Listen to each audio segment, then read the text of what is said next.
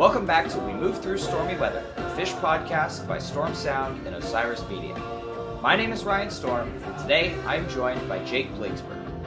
Jay Blakesberg is a San Francisco-based photographer, filmmaker, and public speaker. He is best known for his music photography, which he began in 1978, and he has since worked with many legendary artists, including The Grateful Dead, Neil Young, Carlos Santana, Tom Waits, Red Hot Chili Peppers, The Flaming Lips, and Phish.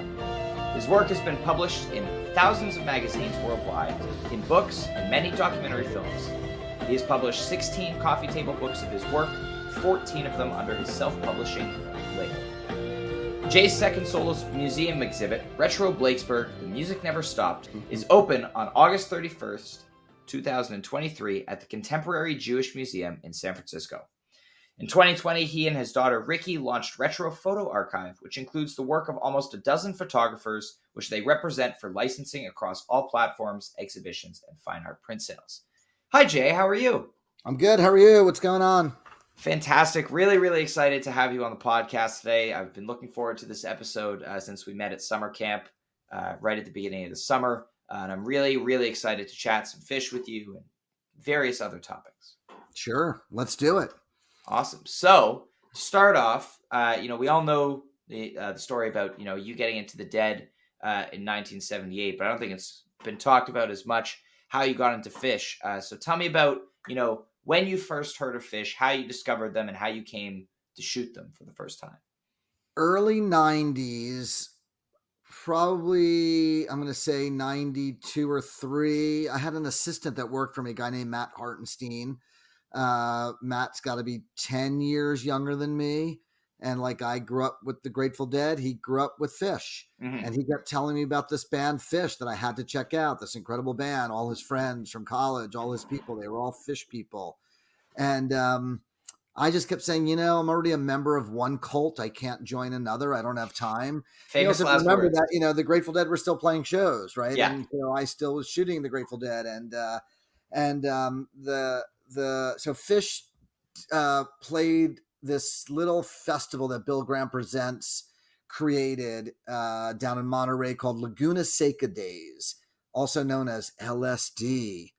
Ooh. Laguna Seca is a big raceway in Monterey. I don't know, IndyCar. I'm not really sure what kind of cars race at Laguna Seca. Indy 500, Formula One. I don't really know.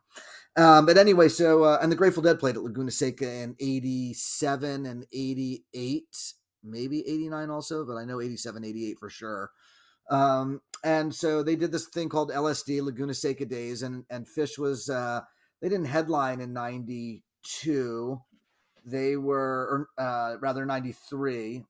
They were, I feel like the Allman Brothers and Bob Dylan maybe headlined that year. Mm-hmm. But anyway, I shot a handful of photos. It was all backlit in the middle of the day, and it was hard to shoot. And I think I have like 2 or 3 photos from that show scanned, just of Trey up on stage.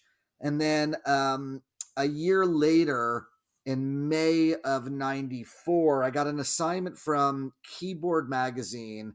There was a family of magazines. It was Guitar Player, Bass Player, Keyboard Magazine. Were all owned by the same company. And I shot for all 3 of those magazines. And Keyboard Magazine was doing a story on a guy named Page McConnell. Right. And so they wanted me to do a portrait of Page, and they also wanted a portrait of the whole band together. And then they wanted some live shots. They were playing down at Laguna Seca a couple days later. I think there was a Warfield run in there also. For some reason, I don't know why I didn't go to the Warfield or couldn't go, but I was like, I'm going to Laguna Seca. I can shoot them down there. Right. And so everybody showed up for the photo shoot except for Fishman. He was tardy and never showed up. I'm not really sure why to this day. We can all speculate. It could be a similar story to the Johnny B. Fishman Jazz Ensemble in the 80s in Telluride when he took a bunch of acid and went for a hike and then missed the show. Yeah. Who knows? I have no idea. We may never know. Brad Sands, who currently manages Primus and a bunch of other bands. He was their tour manager. Brad was a big Deadhead, so he knew who I was just from some of my photography. And so Trey, Page, and Mike all showed up at my studio here in San Francisco, south of Market, a few blocks away from the Warfield and Slim's. And I did individual portraits of each of those guys. Mike brought his bass guitar. Trey brought his Languedoc. I think actually Mike's bass is a Languedoc also, I think, in that photo. It was at the time, yeah. Yeah, and Paige obviously didn't have an instrument with them, but I did a really beautiful portrait of Paige that was just one of those really stunning photos that he really dug and I dug, and that's how we became friends. So Paige was really kind of the first guy in the band that I became friends with, basically because he really liked that photograph. And so Brad Sands said to me, "Oh, I'm really sorry that Fishman never showed up. When we get down to Laguna Seca, I'll make sure you can do a quick band shot backstage." And so basically they're just like in front of some like wooden lattice, fencing material, just sitting on the grass. And I literally probably had 2 minutes with them as a whole band together and did like a really, really quick and dirty backstage color portrait of them for that story. And then I shot up on stage. The Brad was, that band, Phish has always been incredible with giving access to photographers, which is why there's such a rich photographic archive of this band, because they always let photographers, shoot them, and always hired photographers and gave them great access. When we get to Oswego in this podcast, I'll tell you a story about that. Anyway, so I got some pictures of Paige playing this grand piano and the band on stage, and I wasn't a huge Phish fan yet, but I was starting to groove into it a little bit. Anyway, so that article came out and everybody liked it, and Paige liked the photo. And so then we became friends. And then I think it was a couple of years later before the next time I shot Phish. It was, I believe it was December of 96. Yeah. December 2nd, the day after my birthday in 96. My wife's family lived in Phoenix, and they were doing like a Thanksgiving show there, and we were in Phoenix for Thanksgiving. And I was shooting for the time for an online music magazine called Addicted to Noise. Addicted to Noise was the very, very first online music magazine, I believe, in the world. It was founded by a guy named Michael Goldberg, who was a staff writer / editor at Rolling Stone magazine. Michael lived here in the Bay Area. Michael and I did a lot of stories together for Rolling Stone, starting in the late 80s, early 90s. Yeah, late 80s, 89 even. And so Michael started Addicted to Noise. I remember when he called me up and I was like, "How do I look at this thing online?" He goes, "You have to download a web browser." I'm like, "What's a web browser?" Goes, "You got to type in this thing and go to this place. You got to go to this thing called Netscape, right? Do you know what Netscape was? I don't. That's Netscape before my time. That was one of the very first web browsers in the world, really, to view the web.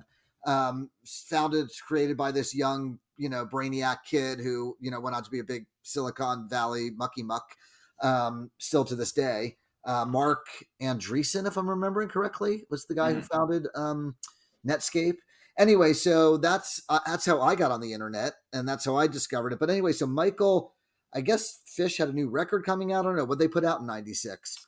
That would have been Billy Breathes. Yeah, because I'm guessing that Elektra Records flew Michael to Phoenix to do the article. Right, because Addicted to Noise had no money, right? There was just an online pub. Nobody knew what online even was at that point, right? And and that's what record companies did back then, is that they would do press junkets. They would fly journalists to see bands and interview bands, because that's actually in the days where press actually mattered and helped sell records and sell concert tickets and whatnot. Right. So I was already going to be in Phoenix for Thanksgiving with my wife and her family. And they were playing at whatever the arena was down there. And America West Arena. That was it. Thank you. I remember that. I was going to say something like that. And so we met up with Trey at the hotel, which I want to say was maybe like a Four Seasons or something like that. And we walked across the street to a really high-end shopping mall. I think what's called the Biltmore, I think. And we just sat on a little park bench outside, and I did some portraits of Trey, really casual, available light, 35 millimeter, shot a couple rolls of film, color and black and white. And then Michael did his interview, and then we walked back across, and then we actually got kicked out by security because can't take photos on the premises of a high-end shopping mall outside against a tile wall on a bench. And so so the shoot was very quickly over. We walked back across the street. The tour bus was there. the band was getting ready to go and jump on the bus to go to the arena to play. And I ran into Paige, who was sitting there literally on the sidewalk outside the tour bus. He was just literally sitting on the ground, and I just took a couple. Oh, I could see in the background. I'm looking at the photo. It says the Ritz-Carlton. So it wasn't the Four Seasons. It was the Ritz-Carlton. And I literally took like 3 quick photos of Paige sitting on the ground, waiting for the rest of the band and the crew. And then that night, I went and shot the show at the American Airlines Arena. And I remember Brad being very, very generous and saying to me, yeah, all access, do whatever you want, shoot from wherever you want to go. And, and I just wasn't used to that kind of thing with bands. Like, bands were very, very protective and overbearing. Right. And with the Dead, did you have that kind of restriction too? No, or did they oh yeah, of course. Yeah. With the Dead, it was, you were allowed to bring a camera into the show whenever you wanted. No questions asked. Any fan was, but no, I didn't have stage access. I didn't have, there was later on in the last few years, the Grateful Dead had a little bit better access, but no, never on stage, never backstage. Got it. Well, not never, but it was very different. It wasn't a regular thing. No, it just was a very different thing, Yeah. And so, I remember, Fishman played the vacuum cleaner, and I was like, what the fuck is going on here? And, right. Had you heard about that before, or was it kind of like no. And then this is when Fishman's drum kit was stage left all the way to the right, house right. They were all in a line. Yeah. Right. And I just had all access in the pit basically to shoot the whole show. They did the barbershop quartet, whatever song it was that night. I have to go look at the set list and see, because I know they've done different stuff. But they're all up at the microphone singing that, and I've got pictures of them doing that. Sweet Adeline. What was it? Sweet Adeline. There you go. Anyway, so that was really like my first real access shooting the band. So at this point, I kind of, and then I ran into Paige. I think I actually ran into Paige even before this 12/2/96 show. No, it was the next year. The Tibet Freedom concert was a series of concerts that were in New York, San Francisco, and DC. The first one was in San Francisco in 96. The next one was in New York in 97. And Paige was just there hanging out. And I saw him backstage and said hi to him and did a quick photograph of him sitting on a bench outside a white tent somewhere, just real quick. Hey, Paige. Hey, Jay. Nice to see you. I still love that photograph you did in Keyboard Magazine. Like, that was, that was our relationship. So that was sort of how I ended up photographing Phish. And it wasn't until Trey and Paige played with Phil in 99. In 99 at the Warfield that Jason Colton at Phish asked me to shoot those shows. Got it. Hey, can you document, Trey and Paige? The whole band was there hanging out. They were all backstage, Fishman, Paige. They were all there for that run. And then I guess was Oswego the summer of 99. Yeah. Right. Yeah. So, but before we get there, I want to ask, musically, when did Phish click for you, and what was it? Was there a specific song, a specific tape, a show you went to? It was Oswego when it clicked. It was Oswego for me. It was Oswego. So until then, you were still skeptical. I was listening to them, and Matt in my office would play them, but I was like, yeah, this is cool. These are good jams, but I wasn't like seeking them out to go to shows. Right. Jerry died. I was still trying to figure out what my place in the script was. Really at that point, that pivotal moment when Jerry died in 95, Jam Band, if we'll call Phish Jam Band 2.0 or Jam Band 1.0 post Jerry. Yeah. They were still, Widespread existed, and String Cheese, I think, they all existed at that point, right? Mo, I'm not sure if Mo existed. They were coming into being around that time, yeah. Yeah, so, but Phish Phish is playing arenas at this point, right? Yeah, right. Those bands weren't playing arenas. Those bands were club and theater bands still. Right. It really was Oswego. So I became friendly with a bunch of people in the Bay Area, also younger than me. There was a woman named Molly Mannon. She worked for Bill Graham Presents, big Phish girl, and all of her posse, all of her crew. They all went through high school and college, all listening to Phish. They're all still dear friends. and they were the ones that really got me, like, this is something to really take seriously. And they were Mhm. all, and I'm pretty sure that they were at Oswego, but I can't remember for sure. But I just remember like it all just sort of clicking because they Mhm. hired me for that, and I was everywhere, on stage, backstage. And I remember when they were doing the meat stick, Yeah, they and tried to break the world record. yeah, and Jason Colton is like pushing me, like, go out on stage, go stand right next to the drum kit and get a shot of, Trey and Mike, and doing the choreographed dance, and doing the meat stick. And I'm like, what? Like, go on stage, like, be next to the drum. Like, nowadays every band has that, you Yeah, know. but Every it band has. wasn't. But back then, like, and I was just like, really? He's like, yeah, go out there, you do what you need to do, get that shot. And I was like, okay. And that just opened up a whole new world for me in terms of in terms of um how bands needed to be documented and the access that a band can give you. And that's why, like I said, Phish is just such a well documented band, because they always gave access. There were always people, Danny Clinch, Taylor Crothers, me, in the dressing rooms, in the rehearsal rooms. I'm looking at my pictures from Oswego now, and they're like rehearsing with the Del McCoury band in like a little trailer, Right, and and they're you were like, in there. Yeah. yeah, like I'm in the trailer with, and like that was all like kind of new for me. Like that was not, a common thing. This is a great picture that I'm looking at here. Is there was a big giant pit of mud, because it was like where water fountains were, or water, spigots and whatever, and just the water was always running, so it was all muddy. And there's a picture of a guy diving off the top of some structure that was built where this water thing is, Mhm. literally diving into like 1 inch of water in the mud. I mean, if you saw this picture, like, he's not just jumping and trying to land on his feet, he's like actually gonna belly flop onto this. I mean, he had to have gotten hurt.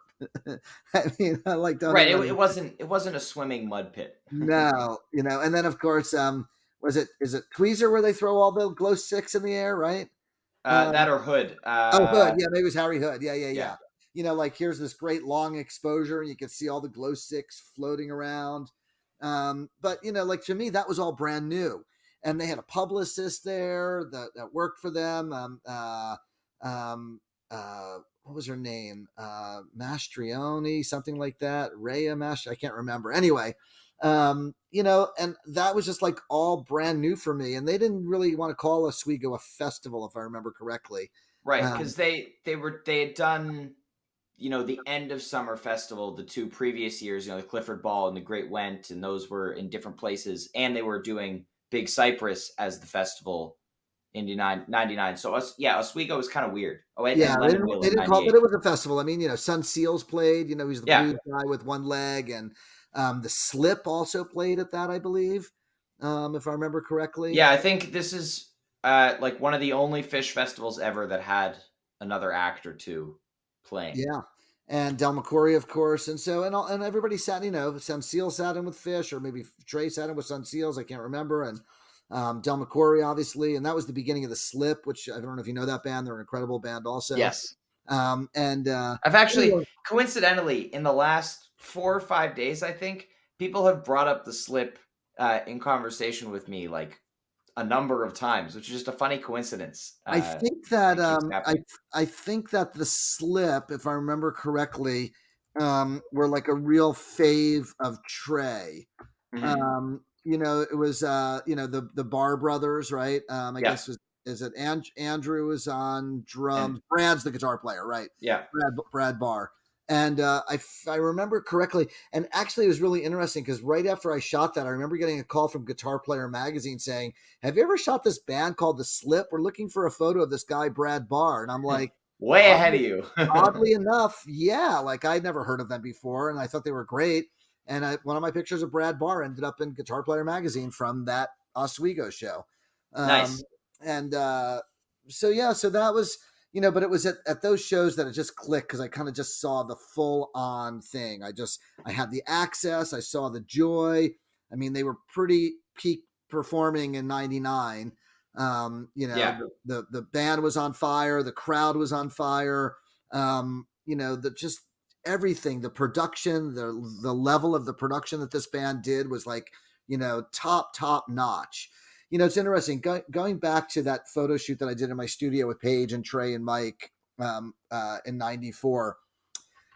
I remember Trey telling me this story or this vision that he had. He goes, I have this vision of like a photographer, like being on a platform, like in a big arena that's hanging from the ceiling, right? There was no drones or anything like that. Like exactly. Yeah. Like a platform hanging from the ceiling that's maybe 20 feet back, 20, 30 feet back from the stage and about 20 feet up. And you got this weird view that nobody else could ever get unless you were on a platform in an arena, 30 feet back from the stage and laying down. And I was just like, you're insane, dude. I'm like, yeah, man, cool. Yeah, that's really cool. Like, right. But the thing that's so crazy is that, Trey was already thinking about like those New Year's Eve gags where they're standing on platforms and in an arena like getting a vantage point that no one else is ever going to have. Yeah. And so it was interesting. Like, it took decades for me to, I always remembered the story because I'm like, yeah, this guy Trey, like, man, he's like in another fucking wavelength. He's traveling on another frequency. Like, he's saying like, I think it'd be really cool for a photographer to be lying on a platform, in the middle of an arena. And I'm just like, okay, whatever. And then they're fucking doing it 20 years later or whatever it is, So it was pretty fascinating. I mean, Trey is a really fascinating guy. His mind works faster than anybody that you'll ever be around. And, he's just always creating in that mind. Always. Yeah. That's like the Fishman quote where he says like, the guy shits music. Like that, well, I don't know that. Fishman might know that. I don't know that, but right. But I'm just saying I've just been around Trey always and I can see how his mind is always thinking about, the next creative thing. And so anyway, I just thought that was an interesting story with, Trey telling me that, yeah, that's really cool. And then vision of his in '99, I assume, back on the West Coast in September, when Phil and Bobby played with them at Shoreline. I think those were different years, but were you at those shows? Oh yeah, well? So what was that like for you coming from the Grateful Dead world and where you'd been skeptical for a time, and you didn't really get Phish at the Warfield shows with the Phil and Friends, but then seeing Phil play with them at Shoreline, like what was that like? 6 months later. Sure. So again, they actually asked me to come and photograph those shows for Phish. I remember Kravitz. You know who Jeff Kravitz is? Yes. Kravitz did a lot of Phish photography. I remember Kravitz being backstage and pulling out like a wireless airport modem type device because he was an early digital guy. And he was like, yeah, man, I can transmit these photos to like by email. And I was looking at him like, what? Like, what are you doing? Like, how do you do this? And then I had all my studio lighting equipment with me because they wanted me to do a portrait. And so we set up all of the road cases that all say Phish on them. We want to do like a shot like the Allman Brothers live at the Fillmore East. Yeah. And so we had set up all this stuff and I had studio lighting and an assistant with me and I had my Hasselblad, which is, a medium format, square format camera. Mm-hmm. And I remember Kravitz looking at my camera and saying, what's that? I'm like, it's my Hasselblad. He's like, man, I have no idea how that thing works. So it was kind of like this two-way thing where I was shooting portraits with a Hasselblad film camera that he had no idea how it worked. And he was shooting digital and like airdropping or emailing things with this like new wireless device. I'm like, what? Like what? It was also crazy. But Phil came down to that show because he was also supposed to do an interview with Guitar World magazine. And so he was supposed to do an interview with Trey and Phil together with a guy named Alan Paul. Alan's a good friend of mine. He wrote that book that just came out on the Allman Brothers. I know the name. The Brothers and Sisters book. He also wrote the last Allman Brothers biography, and he wrote a Stevie Ray Vaughan bio a couple years ago called Texas Flood, maybe. Anyway, so Alan and I had done, he was an editor at Guitar World. Alan and I had done stories together. And so he was supposed to interview Trey and Phil, but one thing led to the other and there was no time, yada, yada, yada. And so I did the photo shoot, and you probably have seen those photos. They're like these, they're these, pictures of Trey and Phil sitting on the edge of the grass at Shoreline on the curb, and they're holding their Yes. guitars. They both have their guitars because it was for Guitar World magazine. And so I did that shoot quick, and then we went right over. Trey's wearing the same shirt, and did the band portraits of them sitting on all the road cases. And then after we did the band photo on the road cases, I did a photograph of the whole Phish crew at the time sitting on those cases as well.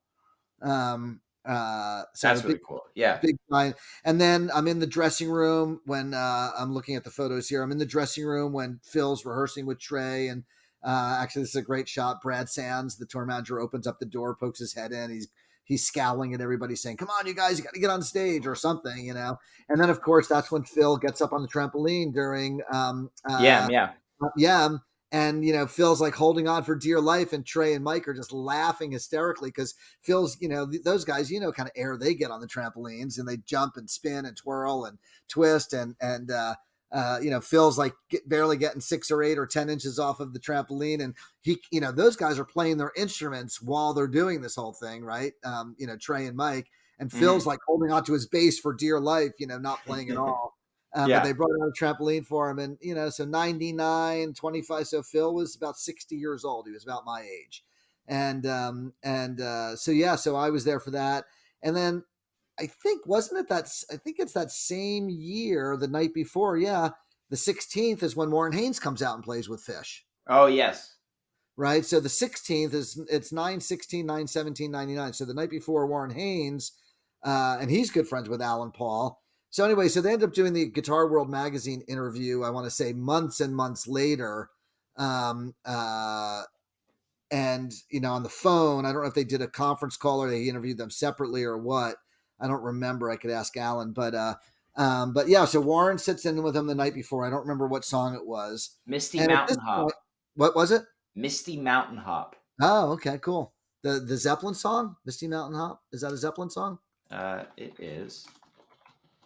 Yeah. Yeah.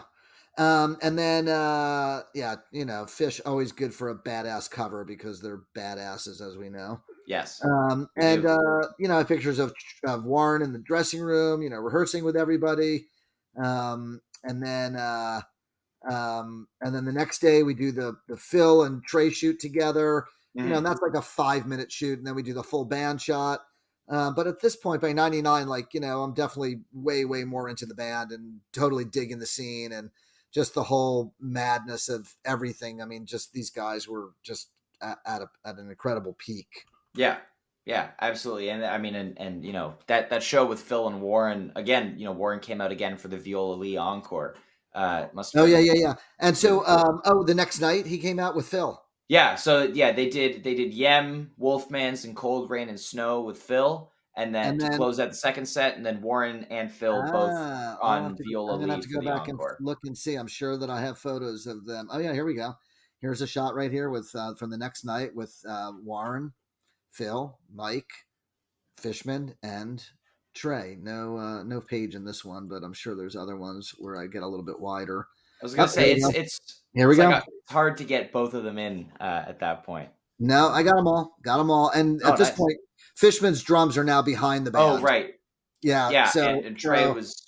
I'm looking at a shot right here that's got everybody. Right. I can only see half of Fishman's face because Trey's singing at the microphone. If Trey takes a tiny step back, then I can see. Oh, here we go. I moved over a little bit, so now I got Trey, Fishman, Warren, Mike, Phil, and Paige all in one beautiful photograph. But that one of those portraits. So we were talking about this a little bit before we started recording. I have a new museum exhibit that is opening. It's actually open now. It's already open when this podcast comes out. Yes, and it's at the Contemporary Jewish Museum in San Francisco, and it features. It's called RetroBlakesberg. The Music Never Stopped, and it's co-curated by my daughter Ricky. And it features only photographs that I shot on film from 1978 to 2008. Mm-hmm. And we were hanging the show last week from when we're recording this podcast.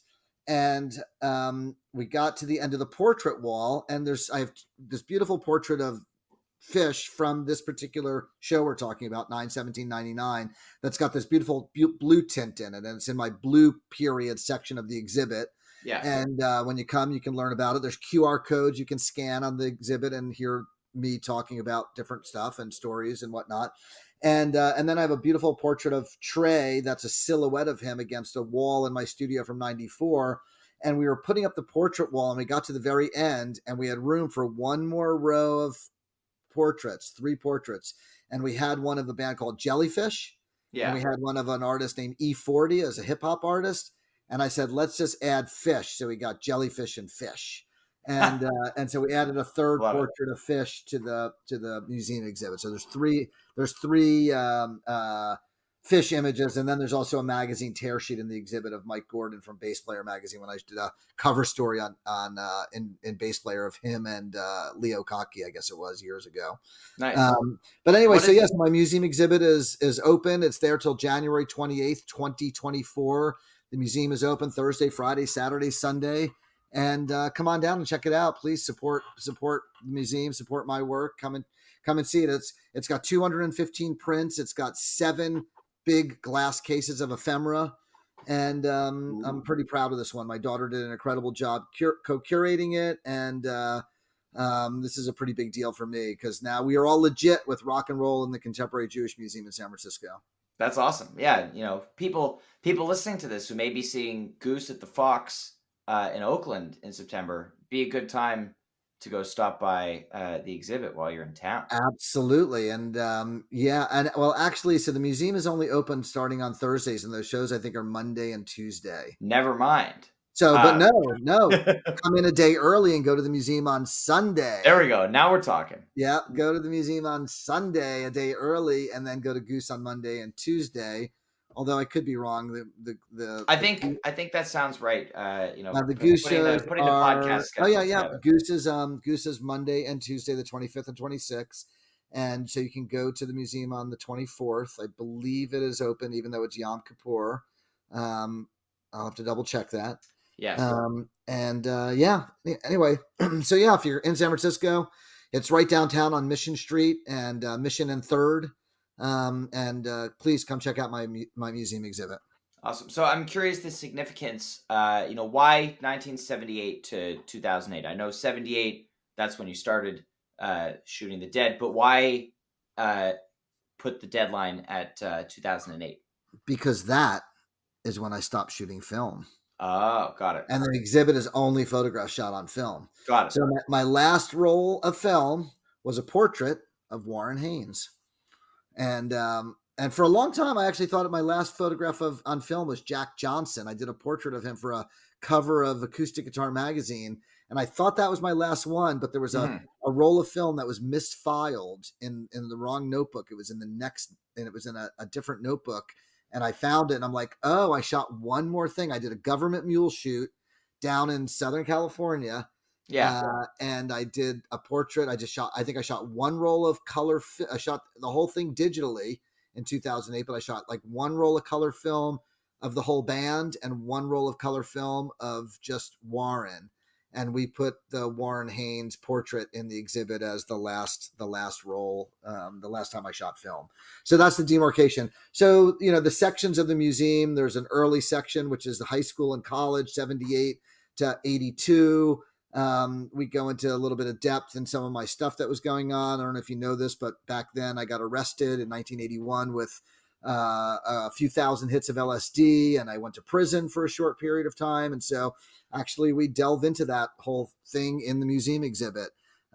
We have a portrait on the wall of my acid dealer guru guy that was selling me all my acid is up in the museum exhibit. He's long ago deceased, but and then from there, there's an icons wall. When I was a teenager growing up in New Jersey, I'm 15, 16, 17 years old. I'm reading Electric Kool-Aid Acid Tests. I'm reading On the Road. I'm reading Relics Magazine. I'm reading about, the psychedelic poster artists and Bill Graham and Chet Helms and the Grateful Dead and the Airplane and Quicksilver and Janis. And those are the artists that I dream that someday maybe I'd get to see play music or maybe even photograph when I first finally started taking pictures. And so we actually dedicate a little wall to what we are calling icons, like Bay Area icons, Wavy Gravy, Ken Kesey, Owsley, The Dead, The Airplane, Bill Graham, the poster artists, the psychedelic poster artists. And so that's an icons wall. You go through a little doorway and you're in a Grateful Dead gallery that's got 4 big walls of Grateful Dead stuff. You go around a corner, you're in the live concert gallery, and there's another 40 or 50 or so photographs over the years that I shot of bands on stage. Loop back around, and then you come into the portrait section, which is broken up into 3 parts. There's sort of the overall portrait section. There's the Blue Period portrait section. And then there's the Clementina portrait section. That was my studio on Clementina that I was telling you about, where I shot Phish. And I moved into that right when my son Sam was born in 94. He was born in January 94, and that's when I moved into that studio. So when I shot Phish there in May of 94, I'd only been in there for 4 months. And so there's a Clementina wall of artists, you know, Green Day and Weezer and Sheryl Crow and Trey and can't remember who else is in there, E40, that I shot when they were in my studio on Clementina Street. So that's the exhibit, 215 prints.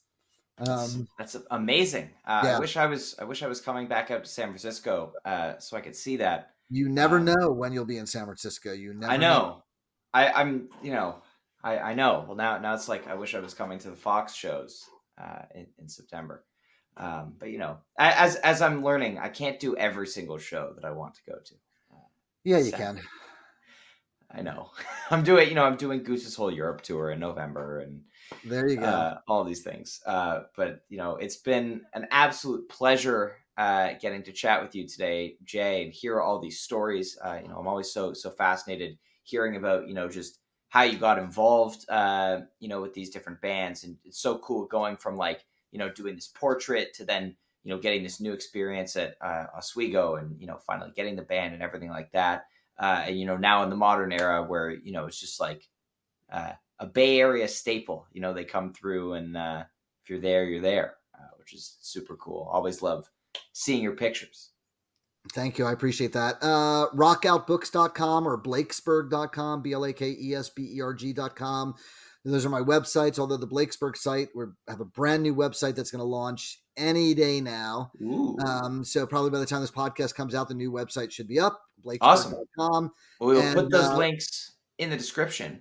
Thank you. And then also, I have a new book, Retro Blakesberg, which is sort of the catalog for the museum exhibit. So you can check that one out as well. And I appreciate your support. And thanks for chatting with me about my little Phish adventure. Awesome. It's, thank you again so much. It's truly an honor to have you on the podcast. I've been a big fan for so long, and I'm looking forward to doing hopefully another podcast about a different band with you. Sure. Maybe we can work that out. Show me the money, man. Show me the money. Oh, wait, there's no money in podcasts. I forget. Oh, yeah. You don't need to show me the money, Ryan. I'm happy to do it. But thank you. And have a great night. And thanks for having me on your show. I appreciate it. Thank you. Very, very welcome. Thank you, everybody, for listening to this episode of Move Through Stormy Weather. Hope you have a phenomenal day. I will see you next time.